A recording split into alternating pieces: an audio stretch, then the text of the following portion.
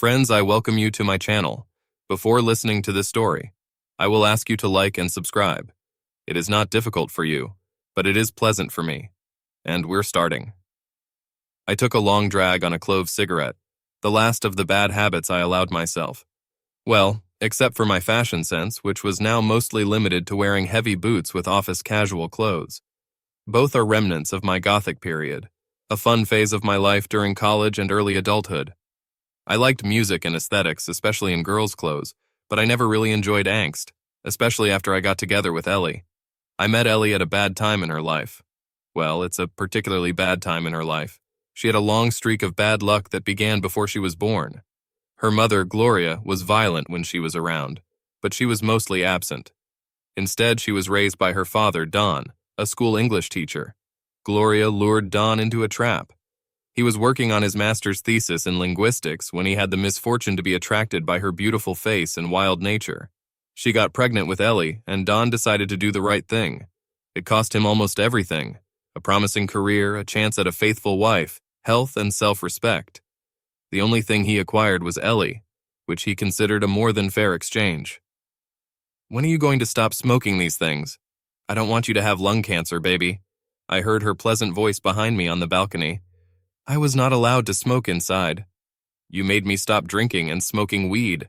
You've already improved my life expectancy enough, Elle." I stubbed out my cigarette and turned to her. "Sue me. I'm greedy. I want to live with you as long as possible." She stood on tiptoe and kissed me. "Although I like the taste of you after you smoke them. I have to see a doctor soon. I'll be happy to let you try me again." She bit her lip. "Another time, honey? I would have thought I'd tired you out last night. I need to go to the store." I took her in my arms and kissed her again.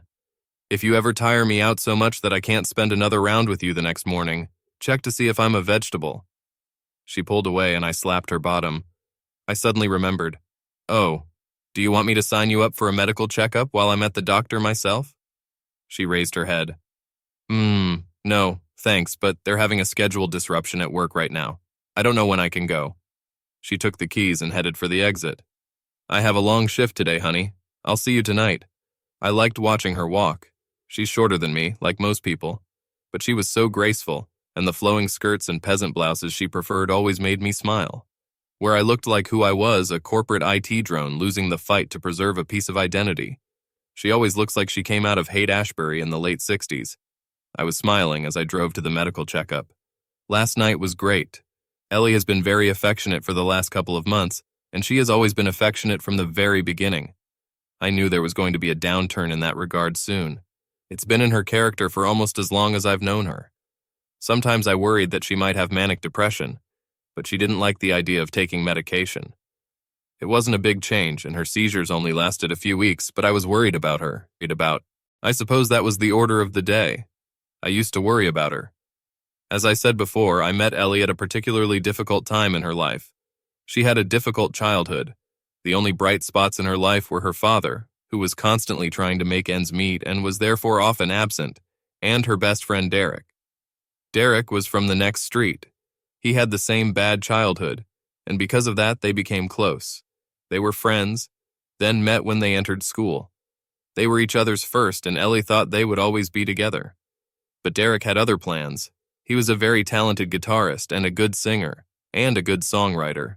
When they were 20, he had to choose between Ellie and his dreams, and he chose dreams. She took it very hard. If Derek couldn't wait to hit the road, then Ellie wanted to settle down, have a home and a family. She longed for a stable life, which she had not had as a child, and hoped that Derek would eventually decide that he wanted it too. When that didn't happen, she fell into a deep depression. Ellie is smart. She got an academic scholarship and threw herself into her studies. She loves poetry and writing, and at the time I met her, she was working on getting a degree in English. The acquaintance was not very pleasant. I was a cheerful goth, barely passing computer science exams and having too much fun, and she was a depressed little hippie trying to get over her first breakup. We bumped into each other on campus. Literally. I wasn't paying attention to where I was going. To tell the truth, I was hungover from last night, and I tried to keep my head down so that as little light as possible got into my eyes. She got distracted by texting and we bumped into each other. She got hurt the most. She dropped her books and laptop on the floor. "Oh my God, I'm so sorry. Watch where you're going, asshole." I held out my hand to her. She bared her teeth, but took it. We started to pack her things. The books were in order, but when she tried to turn on her laptop, nothing came out. "I can't afford to fix it. Why the fuck didn't you look where you were going? What the fuck didn't you watch?" I, she began to cry. I'm not very good with emotions. By default, I rejoice quite quietly, but this is mainly because the demonstrative display of emotions makes me feel uncomfortable. It was hard for me as a child. My family are noisy people, with loud voices, broad opinions, and great feelings. I often wondered if I was adopted, but I looked like a younger version of my father, so it was pretty unlikely. Hey, it's all right. We will fix everything." "How? I can't afford it. I just said that. Aren't you going to pay for this?" "Here it is." I took the laptop from her. "Come on, let's find a place to sit down and I'll take a look at him." Inside the student union, I found a relatively clean table and began to inspect it. The case is not cracked. The screen is fine, no obvious damage. I took out the battery and put it back in. To no avail. "What are you doing?" "Troubleshooting. An IT specialist. Give me a minute." I took out my multi-tool and began to remove the case. Stop, don't break it," I sighed. "Listen, what's your name?" "Ellie." "Ellie, that's great. I'm Tim. Everything will go much faster if you don't yell at me. This is not the first laptop I've repaired." I handed him a tenner. "Why don't you get us a couple of drinks?" "For me, it's Mountain Dew." She took it hesitantly and left. While she was gone, I got down to business. I opened the case and quickly discovered a problem. The cable was disconnected from the motherboard. I fixed it, put the case back on, and started it up. By the time she returned with our drinks, he was already on the lock screen. Ta-da!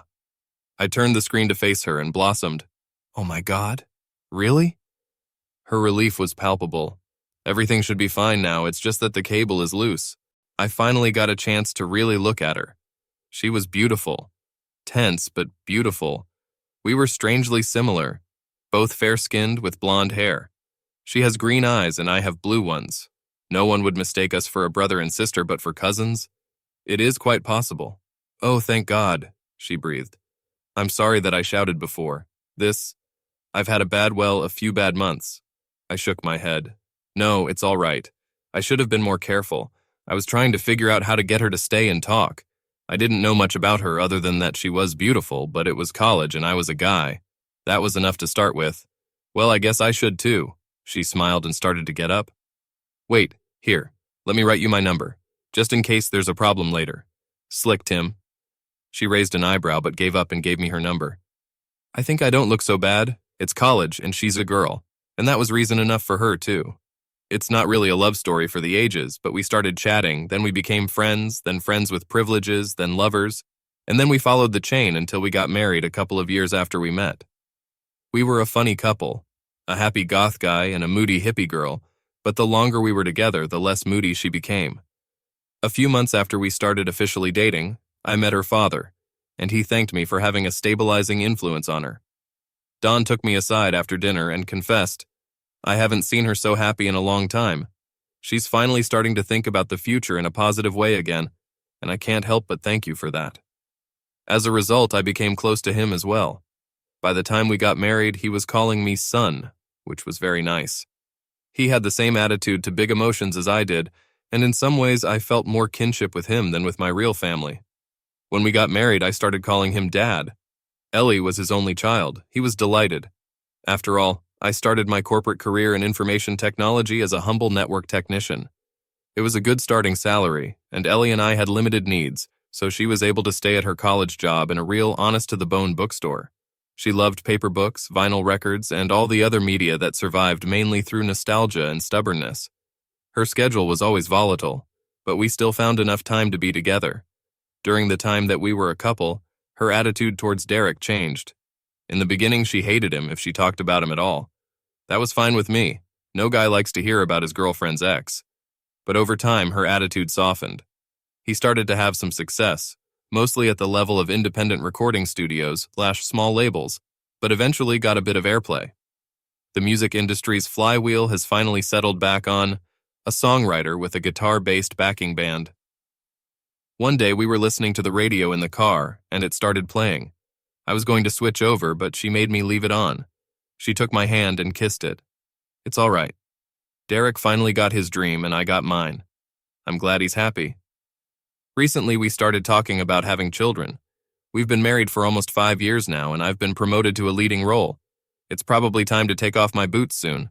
We were financially stable and wanted to have children while we were still young enough to keep up with them. Ellie stopped taking the pills. We didn't try on purpose, but we didn't take care either, and it's been 4 months now. At the medical examination, I talked about this with the doctor, and he suggested that I do additional tests. Just take blood at one of the diagnostic centers that specialize in this, and not on more interesting things when it comes to fertility problems. I had the day off, so I went to the nearest clinic a few miles away. When they finished stabbing me, lunchtime was approaching, and there was a new cafe nearby that Ellie and I had been wanting to visit for a long time. I decided that I would kill 2 birds with 1 stone. I was about to enter the restaurant when I saw Ellie and Derek, and they were kissing. I felt like I was out of my body. This can't be happening. Someone must have played a prank on me, played one of those stupid tricks on YouTube. My wife couldn't... Oh my God. I staggered as if I had been hit. He shook his head. I was smart enough to get out my phone and take some pictures, and then I walked away, numb from shock. I walked half a block, turned the corner, and sat down on a bench at the bus stop. I couldn't think. My mouth was dry, and I felt like I was going to throw up. An elderly woman saw my condition and seemed to ask if I was okay, but I couldn't answer. She could have spoken Swahili, but it didn't do any good anyway. I texted my boss saying that I felt sick. I ate something. I somehow got to my car. I couldn't get behind the wheel yet because I knew I was going to have an accident. Suddenly, I discovered the value of great emotions. I started screaming in rage, banging on the steering wheel, screaming about this traitor and her asshole boyfriend. I was going to fucking kill them both. I screamed and howled in pain until I was hoarse. Then the tears came. How could she? Why? He left her. I was there. Why? I put my head on the steering wheel and cried until the tears ran out. Then, looking haggard, I started the car and drove back to our apartment. I packed a bag. Not his own, her. My name was on the lease. I paid all our bills. We don't have any children, and there's no way in the world I'm going to touch her again.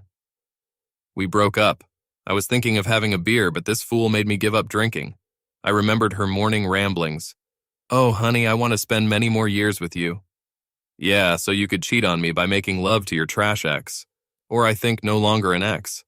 I had no idea when she would be back. All I knew was that it was too late. I couldn't stay here anymore. Even at school, I loved running. I loved the gym, martial arts. Another atypical thing for a goth child. I hadn't done any of this for a long time, but now I just needed to do something physical to distract from the emotional. I took my old pair of sneakers out of the closet, changed into shorts and a t-shirt, and just ran. I was out of shape, but I was also probably in a breakdown, in that state of motor arousal with confusion and memory impairment, when you can force your body to do much more than it usually can, because you lose touch with yourself. I didn't know exactly how long I'd been running or how far.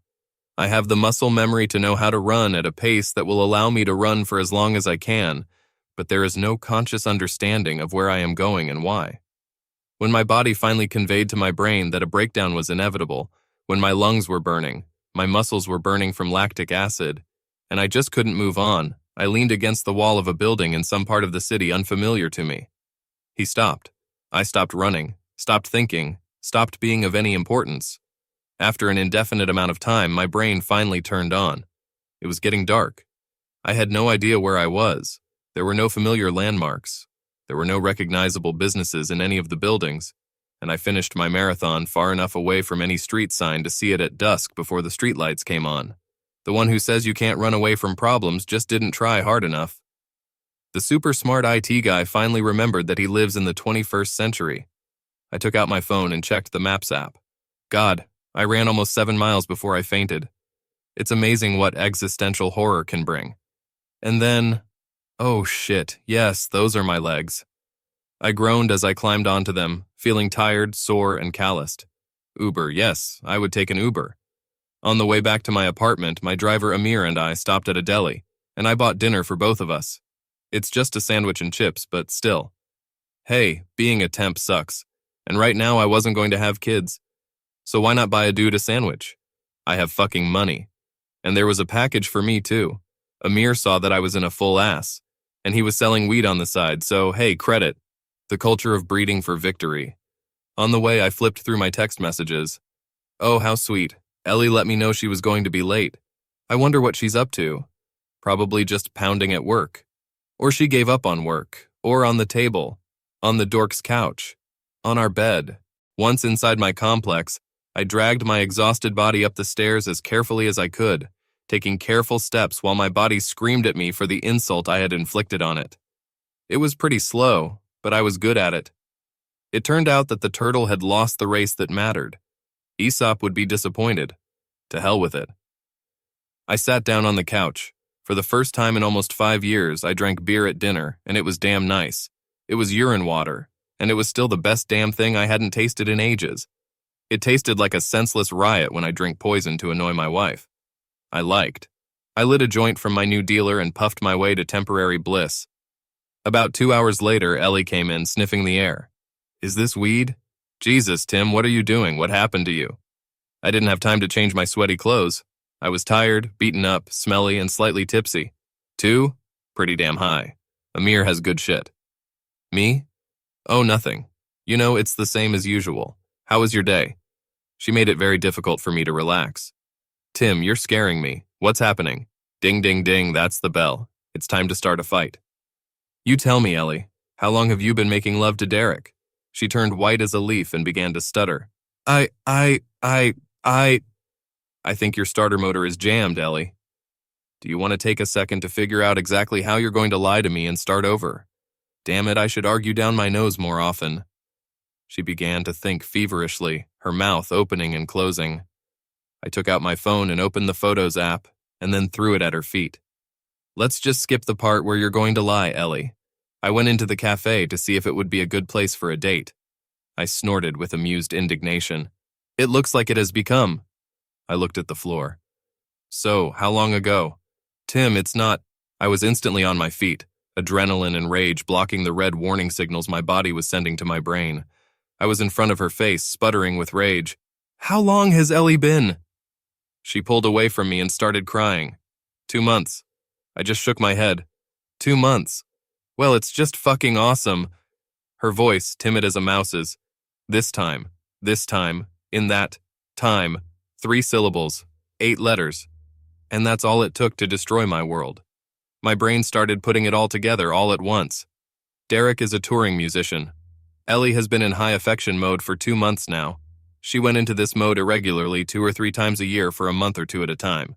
After that, it would subside for maybe a week or so. It went on until, oh my God.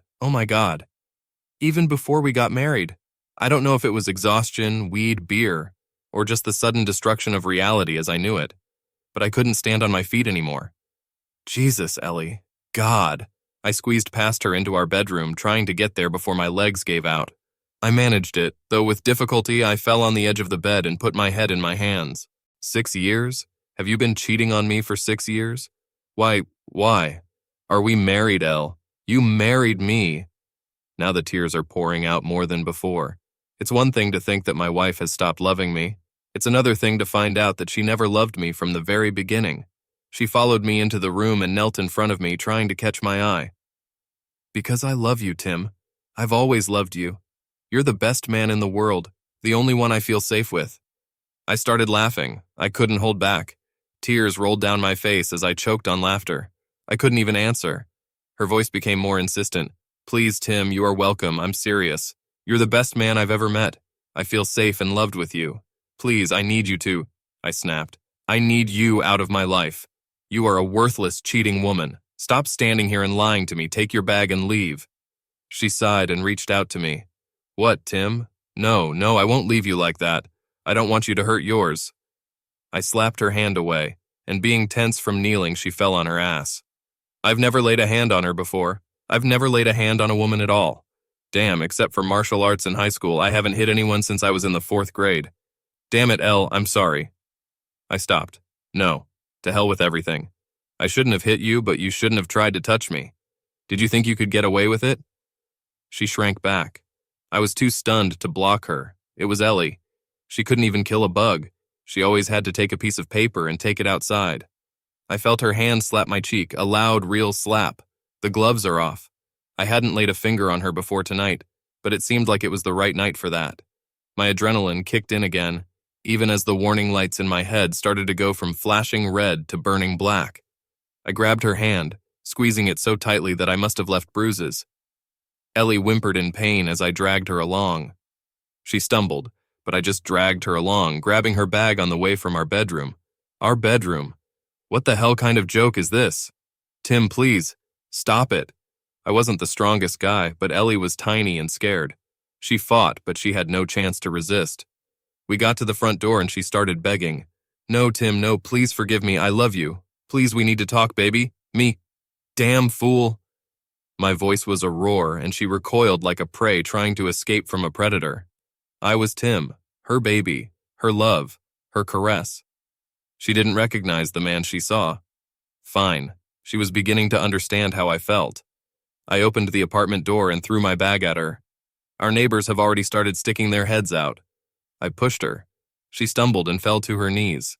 I looked down with a grin hovering in the doorway. You'll get the rest of your shit later. Have your father call me? I'll make an appointment with him. I don't want to see your face or hear your voice anymore. Tim, wait, my purse. She was lying by the door. I grabbed it, opened it, and pulled out the keys, and then threw it at her. Not to her, but into her. But my keys, I need them. I'm paying for her. It's in my name. She's not yours anymore. But how am I going to get to Dad? Damn arrogance. Call your dad, call your boyfriend, call an Uber. Damn, go and try to trade your body on the corner for bus fare. I slammed the door. I pulled the bolt while she was knocking on the door, begging to be let back in so we could talk, begging for her keys, begging for someone she never treasured. I slid down the door, grief rising in me, shame for letting my emotions get out of me, for the rage that God, I almost hit her. At that moment, after she slapped me, I almost hit her. I didn't want to be like that.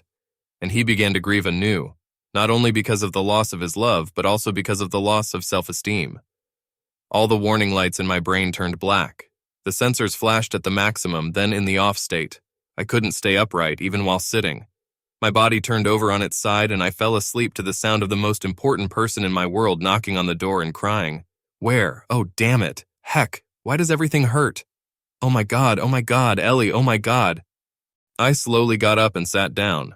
My neck and back hurt as if I had been in a car accident, and my legs were shot through. But my hands were still working. I managed to get my phone out of my pocket and turn off the alarm. There were texts from Ellie, of course, and from Dawn. Dawn was full of caring for me. It was very touching. Some fathers would harass me by telling me how I offended their daughter, but Dawn just wanted to know if I was okay. But then I think he went through the same thing.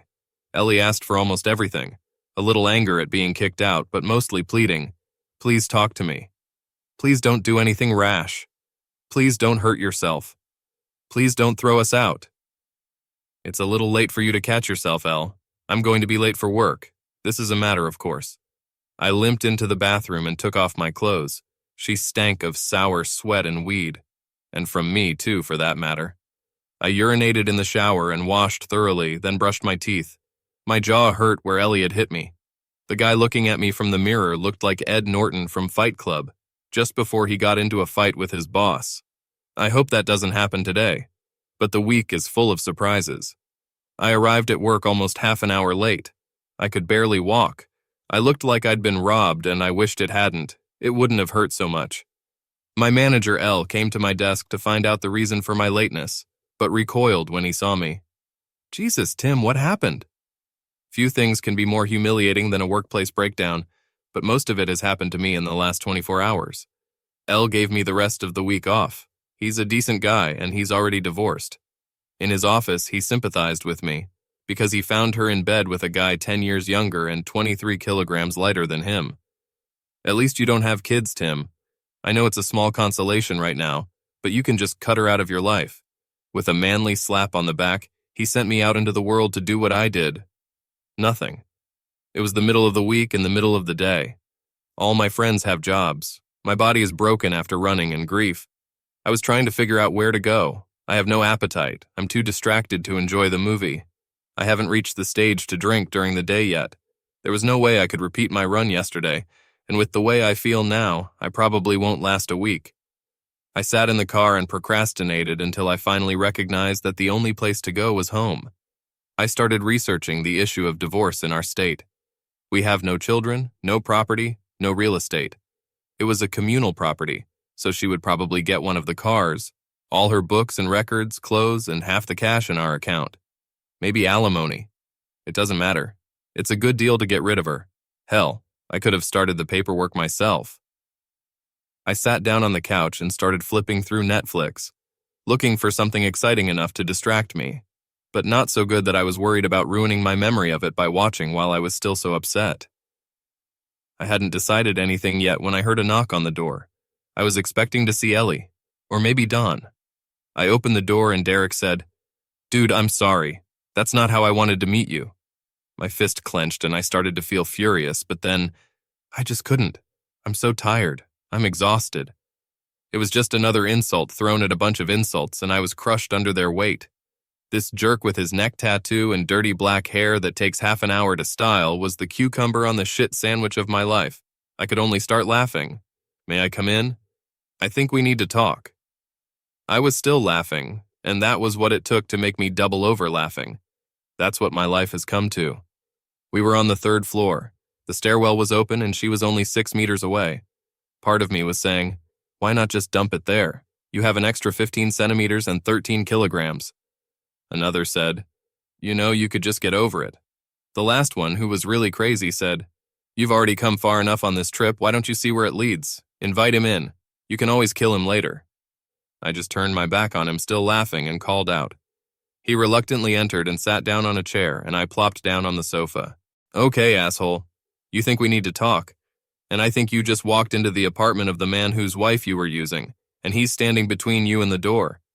So you better say something really amazing, otherwise you'll fly out the window."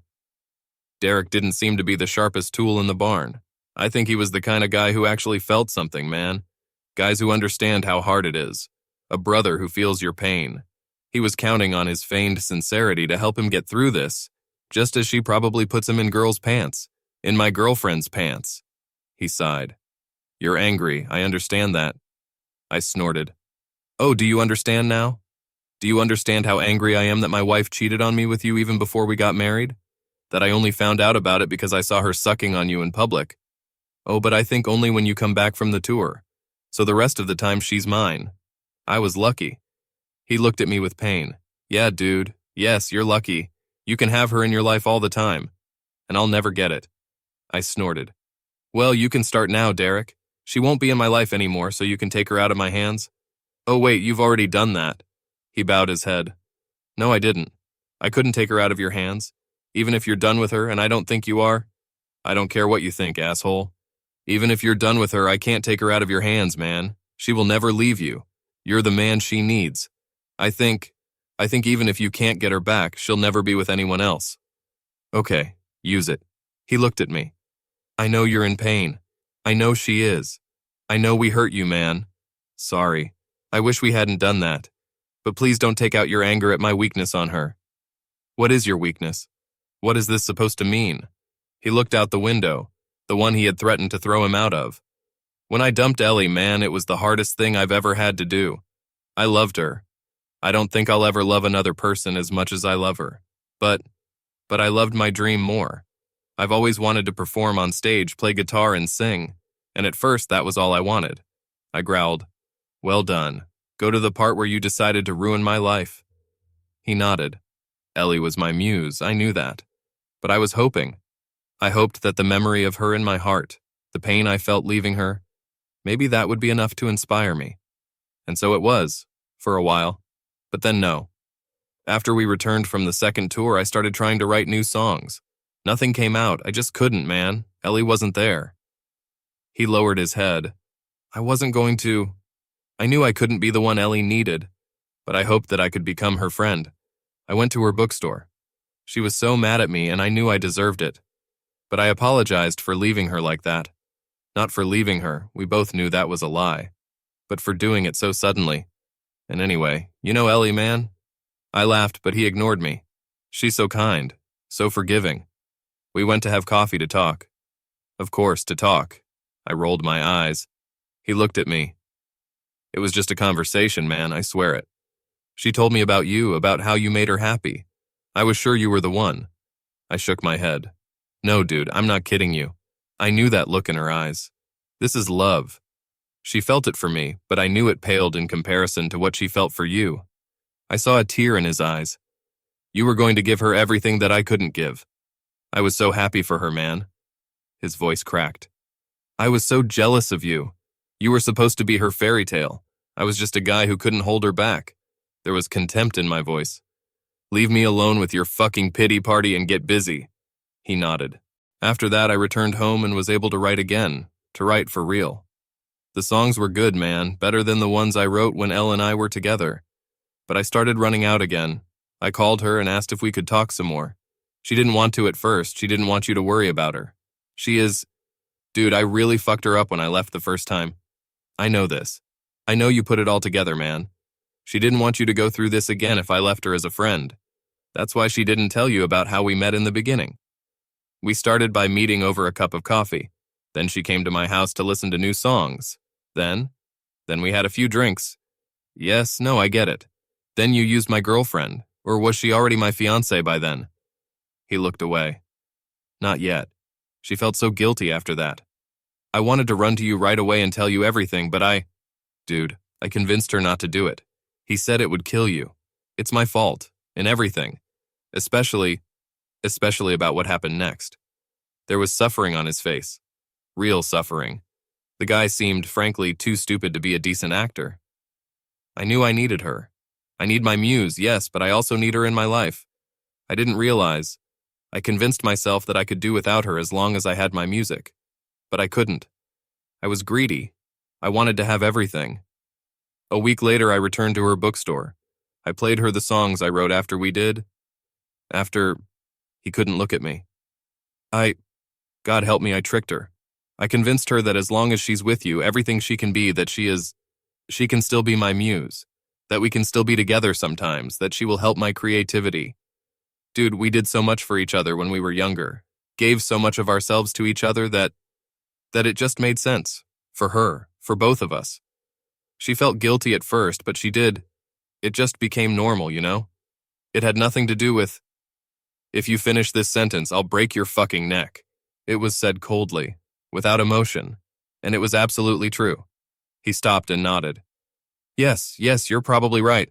It sounds like nonsense to me too. But we convinced ourselves that it was true. I convinced her of it. It seems so because nothing happened. You didn't find out. The world didn't explode. It's just the way our lives turned out, and you were both happy. I was happy too. But it was a shitty thing to do to you. It was shitty what I made her do to you, man. But please don't punish LA for that. I laughed again. Punish her. It's like I'm punishing her for staying outside after curfew. She cheated on me, dude. Suddenly, horror appeared on the horizon of my consciousness. Did you use protection at all? Until now, I hadn't even thought about it. My brain was too focused on the pain to think logically. Oh shit, I need to go get tested. He made a pause. First, I missed you. I missed her feelings. I told her that I would remain celibate for the last month on the road. I'll take the test when I get back. To make sure you're safe. She insisted on it. That was a few years ago. We were so far apart, it's easy. It seemed normal. He spread his hands as if in those empty, outstretched palms I would find answers to the question of why my wife allowed a touring musician to use her. Oh my God. I'd throw up if there was anything in my stomach. Get out, just get out of my house. I got up. I had enough time to rest, to let my batteries recharge. Anger was returning. Wait, dude, please, I'm begging you. Don't punish Ellie because of me. I've known her since I was a kid. He knew which buttons to press, how to play on her sympathies. I'm the bad guy here. I am the bad guy. I know it. But please, I'm begging you, man. You are her dream. You're a good guy. You're her good guy. She always called you that. The best man I've ever met. Please don't take it away. Please don't take your love away from her, man. It's going to kill her. He started to get up halfway, but I had already grabbed him by the collar. I dragged him to the door and threw him out. I was good at it. Tell this cheater that I will soon bring her the papers to sign, and I slammed the door in his face. Back on the couch, I just stared at the ceiling. I still loved her. She was a real fool. I hated her now. I never thought I could hate her. But I loved her. If she had told me about it, if she had come to me before I found out, if I confessed, cried, apologized, and begged, maybe I could get over it. But find out like this, God, I needed to talk to someone. With someone other than her and that asshole. With someone other than my big, noisy family. Someone who's been through this. Someone who knew everyone involved. Someone I could rely on to be, if not impartial, then fair. I took the keys, got in the car, and drove off. Hi, son. Don wrapped me in a big, loving hug. I started crying, and he held me at arm's length. Hey now, everything will be fine. We'll figure it out. He took me into the house. He already had coffee brewed, and he poured me a cup, with cream and no sugar as I liked. Back when I was a goth, I would have said pale and bitter, just like the women I like. Everything changed when Ale appeared. I liked her sweetness when she stopped being gloomy. I think she's been getting her sugar from somewhere else for a long time. We were sitting at his kitchen table, the same one I was sitting at with him when Ellie introduced us. There I asked him for her hand old-fashioned, probably, but he appreciated the gesture very much. I sat for a while, gathering my thoughts. He gave me the freedom I needed, but he was always there, like a soothing presence. Finally, I was ready to talk. He talked to Ellie. He knew I kicked her out. He knew why, what she had done, but he had few details. I told him everything I'd learned from that asshole. He just shook his head sadly. I thought I raised her better. I'm sorry, Tim, you deserved better. He took a deep breath. Have you decided what you're going to do? I took the glass and thought about it for a long time. I don't know. I'm incredibly angry. I hate her, but I still love her. But I don't think that's enough. I can't trust her anymore. He was thoughtful. I do not know about that. No, I understand. I understand why you're looking at me like that. But, he looked up at the ceiling. Ellie is not Gloria. I know you came to me for advice, but I want to start with this. Gloria has always been a snake. I hate to speak ill of the dead, but she was just like that. He looked at me seriously. Gloria was addicted. She was walking behind my back, stealing from me. Lured me into a marriage trap because she needed someone she could use and bully. She never loved me. Ellie's not like that. I know it's hard for you to understand right now, but it's true. He stopped, trying to decide if he should tell me what he wanted. Then he nodded to himself. Son, I love you. I'm going to tell you something that few people know. Ellie is not my daughter. At least not biologically mine. She is the same sandy blonde as me, but otherwise she looks very much like her mother. I just assumed even after I found out that Gloria was cheating on me. I only found out about it at the age of 8 when she was in an accident. They were trying to determine the blood type, and there was no way it could be mine. This is biologically impossible. Oh my God, Don, I'm so sorry. He smiled good-naturedly. Thanks. It hurt me then, but by then I realized it didn't matter. She is my child. I will always love her. DNA is just DNA. It doesn't make us who we are, not really. It's just a part of us, and the way we're raised is the most important thing. I've always thought so. Don's voice broke. And me. I'm sorry, son, I didn't raise her right. I know she's a nice girl. She's loving and smart. She won't hurt a fly. Deep down, she knows what's good and what's bad. But she's always been, well, a little trusting. A little too trusting. And Derek? The pain on his face was obvious. I have never disliked the boy. He was a good friend to her, and they were there for each other when I couldn't raise her the way I needed to. It made her dependent on him, and when they started dating, I knew he would break her heart. I was secretly glad when he did it. I thought she'd get rid of him. I recognized his type. He's not such a bad guy. I chuckled. I'd like to see who you think is bad if you think he's not like that. He frowned. Not at me, but at himself for not keeping Derek away from his daughter. He's weak. He's a weak boy who thinks he's a man. He's needy, artistic. There's nothing wrong with being artistic. I teach English, and I know that art is one of the highest aspirations of mankind. But he got it into his head that he needed the worship that accompanies art, not the joy of art itself. I understand that. No one likes to think that he is shouting into the void. But it made him selfish, made him feel like the world owed him. His brows furrowed. I want you to think about your conversation with him. How much does this have to do with Ellie? Is it really about Ellie? And how much was there about him? I replayed the conversation in my head as best I could. There was almost everything about him. That it was all his fault. That he couldn't get her. How he manipulated her. He apologized and asked me to take her back, but it was all about him and what he had done. I assumed it was so that I wouldn't blame her, so that I would blame everything on him. Don frowned. It makes sense. The guy has a little bit of a martyr complex. Comes complete with ego. All the good things that happen because of him. All the bad things that are happening are also because of him. As I said, it's a boy, not a man. He took a deep breath before continuing. I'm not going to try to tell you what to do. It depends on you. But I'll say that I think you can trust Ellie, maybe.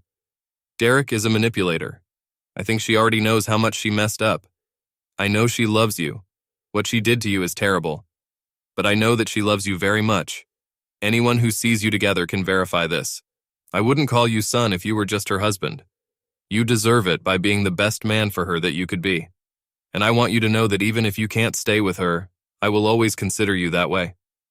I started crying. Thank you, Dad. Simply, I couldn't speak. Emotions robbed me of my voice. He patted me on the shoulder. If Ellie leaves him, I don't think she'll ever be attracted to him again. And there is no one else who has such an influence on her as he has, except you. He looked away and said softly, sadly, including me, I suppose. But then he took a deep breath and continued. I can't lie to you. If it were up to me, you would go to Derek, take her hand, tell her never to see him again, and go back to your old life. Go to a psychologist and find a way forward.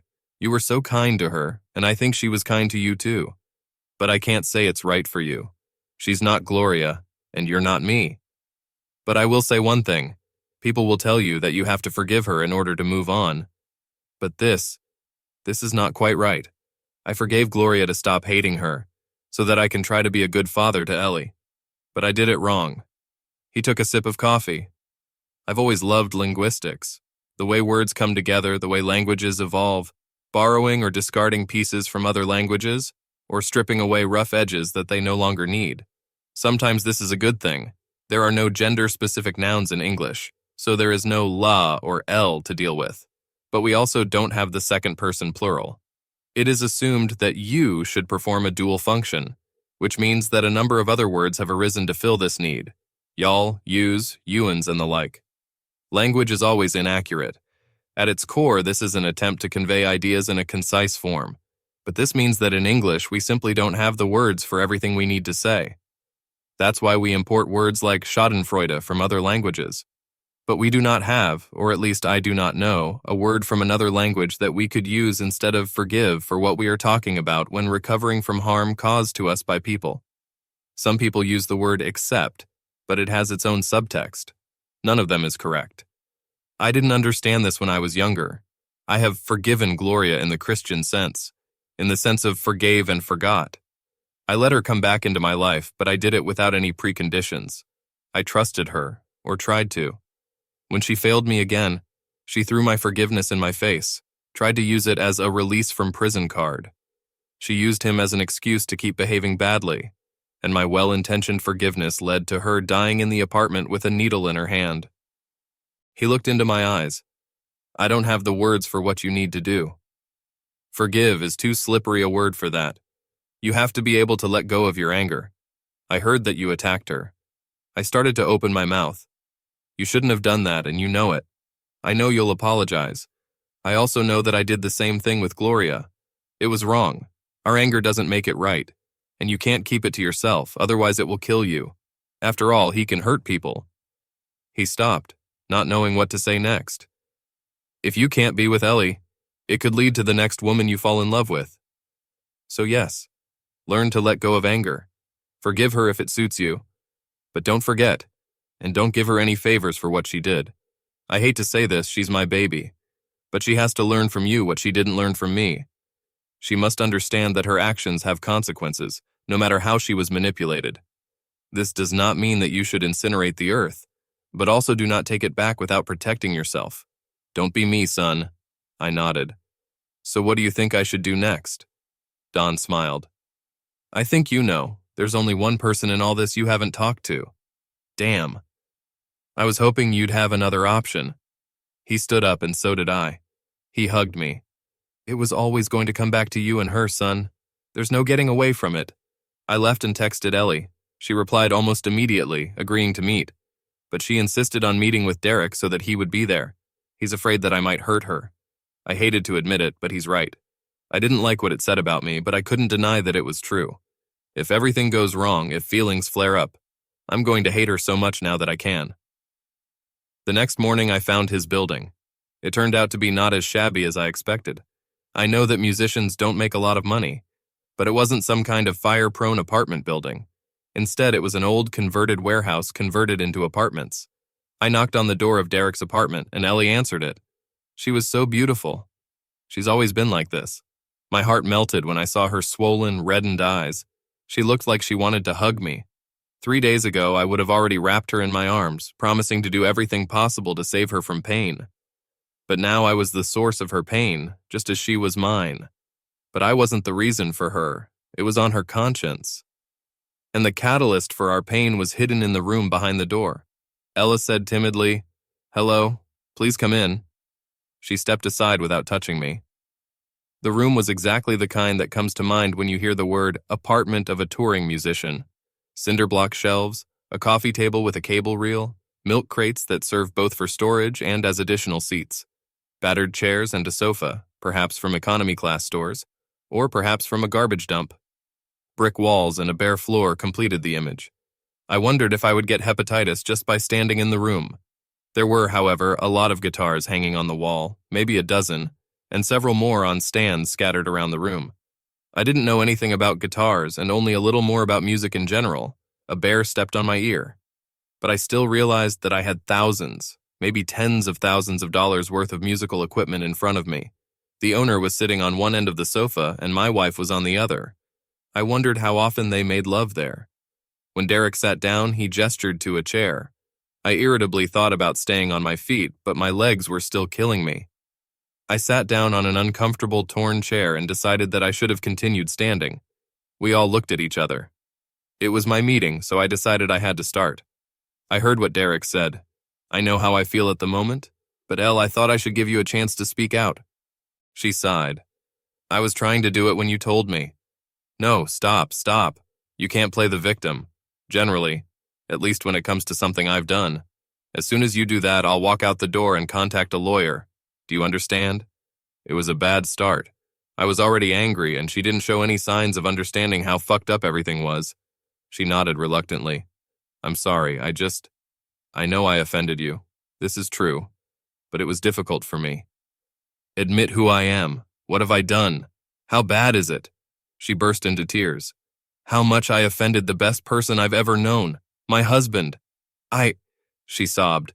I felt a little sorry for her, but she started it all wrong. I gave her time to collect her thoughts, and then I said, "Just say what you have to say, Ellie." She took a deep breath. "There's no excuse for what I did. Derek manipulated me, it's true. He looked awkward, but not as much as I would have liked. But I let him get to this point. I should have warned you right away that I was dating him. I should have told you when I cheated, to give you a chance to get away from me if you can't let me try to make it up to you." She lowered her eyes. "But I can't apologize for marrying you. For cheating on you, yes, it was wrong. And I had to. I should have let you know that I cheated on you before I married you, like I said. I should have stopped right away, but God, I love you so much. You are my everything." Obviously not. She reacted as if I had slapped her. I wondered if that would be kinder. "That's right. Yes, I slept with Derek. And I'm not going to lie, I liked it. I felt grateful for being his muse. He looked at me in a way you don't. I knew he adored me, but he knew he would never have me again. All of me like you. I was his unattainable girlfriend. The one he was. Stop talking nonsense, Elle. You were clearly quite achievable. I don't want to hear about how sorry you are, because it seems like the only thing you really regret is getting caught." I lowered my head. "If I hadn't caught you, how long would it have lasted? Until the end of our marriage?" Derek said. No, dude, Ellie wanted to tell you. That's what we talked about at lunch that day." I rolled my eyes and Ellie said, "Yes. I know you have no reason to believe me, but it's true. I was going to tell you about it tonight when I get home." "Of course. That's why he stuck his tongue down your throat in the middle of a cafe in broad daylight. Obviously the shame has become too much for you. Why the fuck should I believe a word you say? Derek looked at Ellie encouragingly, and she turned her face to mine. We broke off the relationship. This was supposed to be our last time together. I'm pregnant, Tim. What? What? My head was spinning. It turned from a nightmare into a hellish vision.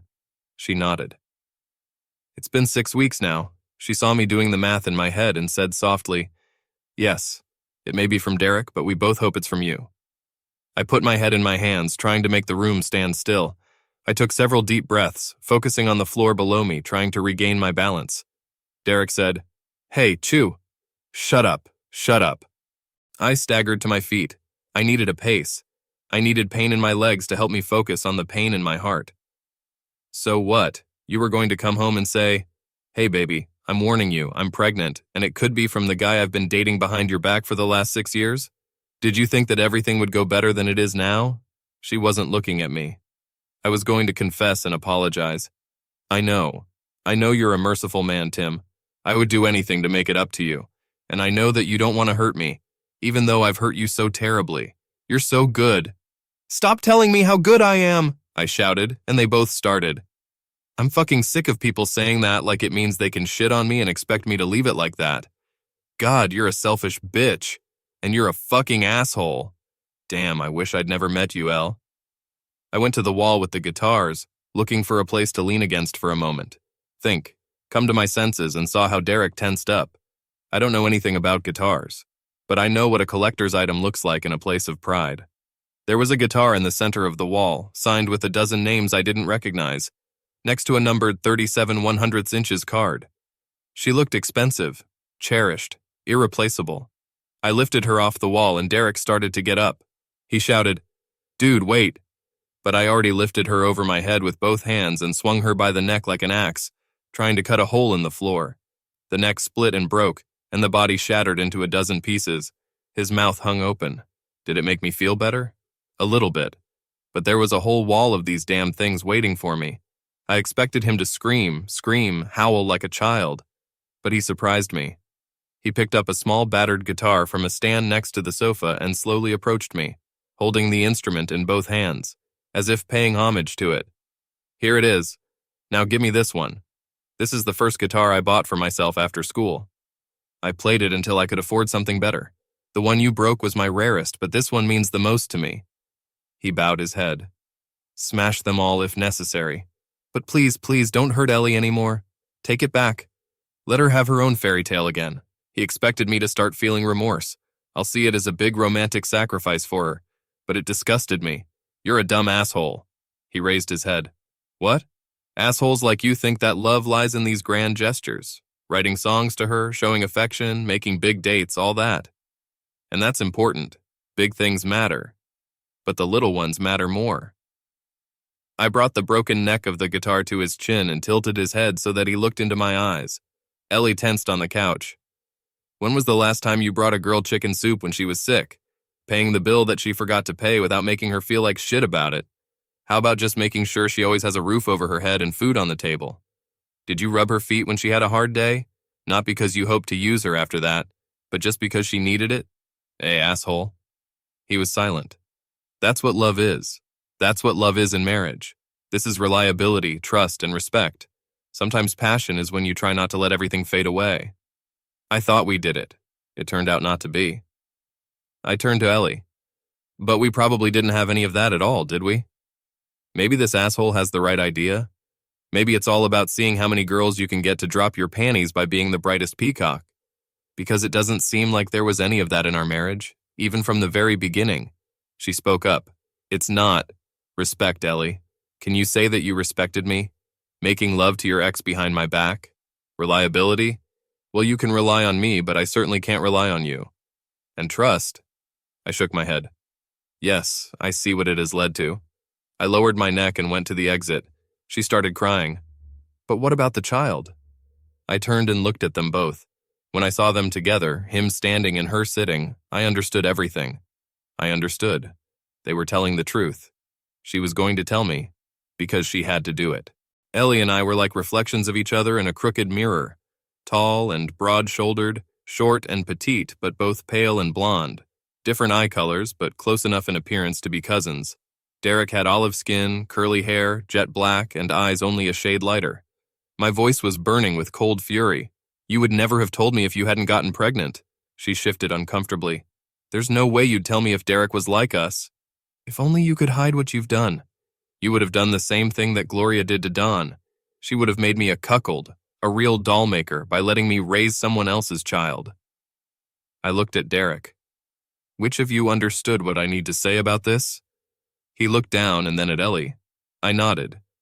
Well, I think the apple doesn't fall far from the tree. She looked at me furiously. What did you just say? You slept with me, and she was going to force me to raise someone else's child. I pulled my wallet out of my pants and took out 2 20s, then went to the table in front of her and put them on the table. Here it is. Go find a dealer, buy heroin, and overdose in some fucking apartment. Then you can become completely the same as Gloria. I couldn't have hurt her more if I'd stabbed her in the stomach. She opened her mouth to moan, but no sound came out. She understood. I realized that I was right. She became the monster of her childhood. She will never become the person her father raised her to be, because there is too much of her mother in her. Because Don allowed Gloria to get away with her cruelty towards him, hiding behind the fact that he was a good husband. But I wasn't her father, and he wasn't going to save her. Her fairy tale is over, and it's all her doing. I turned around and went to the exhaust. I felt Derek's hand on my shoulder, her black knight trying to take a step to where the white knight had let her down. Dude, you can't talk with... I turned around and punched him right in the face. Martial arts were a long time ago, and I hadn't trained for many years, but I could still throw a simple punch. He fell backwards, and I kicked him in the side. My thick boots gave him a bruise, possibly breaking a rib. He put his hand on the floor, trying to get up, and I saw red. He stole my dream from me. Now I'm going to take it. I lifted my leg and brought it down with all my might, 1, 2, 3 times. I heard bones crack and break under the last nod of my wasted youth. He screamed in pain and disbelief. His arm was disfigured almost beyond recognition. I spat on him. We weren't even, but it was the closest we could get. Ellie was next to him before I got to the door. Sure. Of course, she sided with him again. I was just her husband. She was screaming. Why, Tim, how can you be so cruel? I just shook my head as I opened the door. You inspired me, Ellie. You're probably my muse, too.